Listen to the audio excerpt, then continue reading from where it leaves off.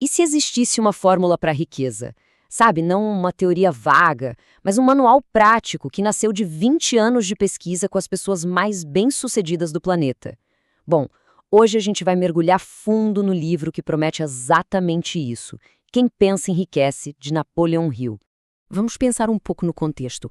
Imagina só, a gente está no auge da Grande Depressão, uma época de desespero econômico total. E é nesse cenário que aparece um livro que não só vira um best-seller, como continua a vender milhões quase um século depois. O poder dele não estava na economia, de jeito nenhum, estava na mentalidade. A origem de tudo isso foi uma conversa. Na verdade, foi mais um desafio, né? Andrew Carnegie, um dos homens mais ricos que já pisou na Terra, tinha essa convicção de que sucesso não era sorte, era uma ciência.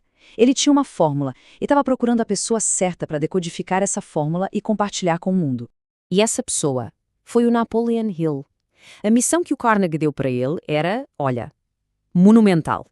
Passar as próximas 2 décadas entrevistando os maiores titãs da indústria, inventores, líderes, mais de 500 deles. O objetivo? Achar o fio da meada, a tal fórmula secreta que unia todos eles. E o Carnegie deu uma pista. O segredo estaria lá, em cada capítulo, mas não ia ser entregue de bandeja não. Tá, então, qual é o tal segredo afinal? O Hill já nos dá a peça principal do quebra-cabeça logo de cara. Todo o império, toda a fortuna, toda grande invenção, tudo começa no mesmíssimo lugar. Não é com dinheiro, não é com contactos, é com algo que todo mundo tem acesso. Uma simples, mas poderosa ideia. Esse é o ponto de partida de absolutamente tudo. Beleza, uma ideia, mas como é que uma simples ideia vira riqueza de verdade, vira algo concreto? É aqui que a gente entra no coração da filosofia do Hill. Pensamentos são coisas. É isso mesmo, eles não são fumaça, não são algo abstrato. Um pensamento, quando é alimentado com um propósito, com uma obsessão, ele se torna uma força física. E não tem prova melhor disso do que a história incrível de um cara chamado Edwin C. Barnes. Tenta visualizar a cena. Um jovem, o Edwin C. Barnes, aparece na porta do laboratório do famoso Thomas Edison. Por fora, ele parecia um andarilho, sem um tostão no bolso para pagar o trem. Mas na cabeça dele a história era outra. Ele não se via ali como alguém pedindo emprego. Ele se via como o futuro sócio do Edison. Não era um sonho, era um facto que o mundo só ainda não tinha percebido. E o próprio Edison, que era um mestre em ler as pessoas, sacou na hora que tinha algo diferente ali. Anos depois ele disse que por trás daquela aparência de pobreza tinha uma expressão de determinação que era absoluta. O Edison não viu um coitado, ele viu uma mente focada, uma força de vontade tão palpável que era impossível de ignorar. E aqui, ó, tá o pulo do gato da história do Barnes. Ele não tinha plano B. Ele foi até o laboratório do Edison e mentalmente queimou todas as pontes. Não tinha como voltar atrás.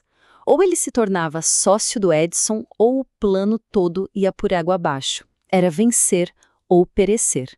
Essa ausência de uma rede de segurança é o que transforma um desejo numa obsessão poderosa. É uma história e tanto, né? Mas a pergunta é, como a gente passa de uma ideia para esse tipo de obsessão que constrói? Bom, o Hill nos dá um método. O primeiro passo, o mais crucial de todos, a base de tudo, é o desejo. E ele não está falando de eu gostaria de ter. Ele fala de um desejo ardente, preciso, um desejo que consome tudo. E para a coisa não ficar só na teoria, ele nos dá uma receita, um passo a passo de 6 etapas. E repara como é específico. Fixar a quantia exata de dinheiro. Determinar o que você vai dar em troca. Estabelecer uma data. Criar um plano. Escrever tudo.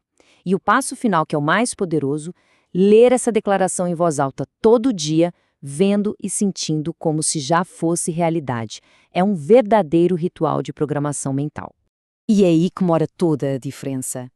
Isso não tem nada a ver com pensamento positivo vago ou ficar sonhando acordado. É sobre pegar um desejo e transformar num plano concreto, que é sustentado por uma persistência que, simplesmente, não entende o significado da palavra desistir. Certo. Mas ter um plano é uma coisa. Acreditar nele com cada fibra do corpo, especialmente quando a realidade ao redor diz o contrário, aí é outra história. Como se faz isso? O desejo precisa de um motor. E esse motor, segundo o Hill, é a fé, que por sua vez é alimentada por uma ferramenta chamada autossugestão. Pensa na autossugestão como se fosse a linguagem de programação da nossa mente subconsciente. É o jeito que a gente tem de dar instruções diretas para a parte mais poderosa do nosso cérebro.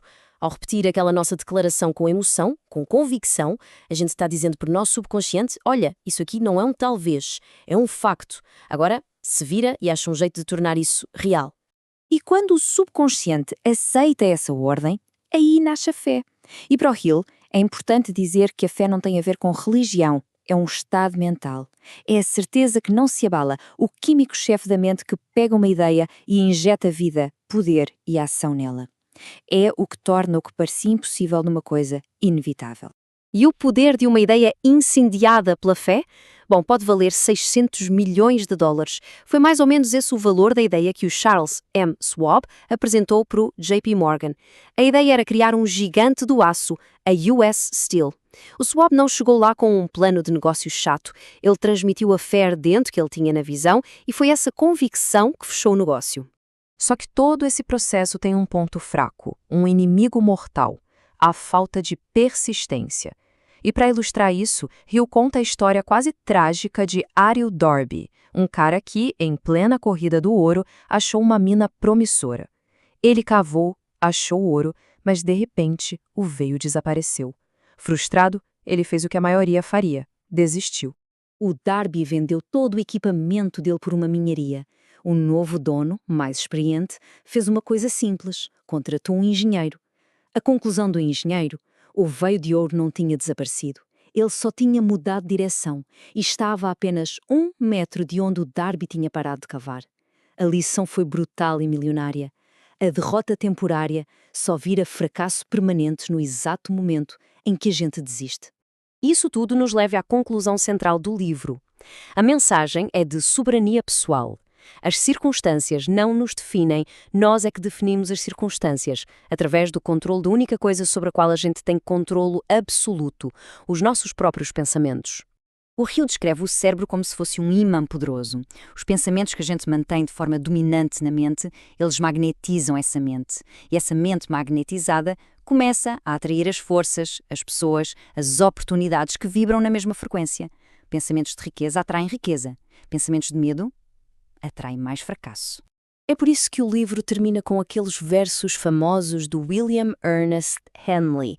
Sou o dono do meu destino, sou o capitão da minha alma. Isso não é só poesia bonita, é a declaração final de toda a filosofia do Hill. Se os pensamentos moldam a realidade e nós podemos escolher os nossos pensamentos, então o leme está, de facto, nas nossas mãos. O que nos deixa com uma pergunta inevitável, e é uma pergunta bem pessoal. Independentemente de se acreditar na fórmula ao pé da letra ou não, o princípio por trás é poderoso. Se a nossa realidade externa é um espelho do nosso mundo interno, então a questão mais importante de todas é: que pensamentos estão, neste exato momento, dominando a nossa mente?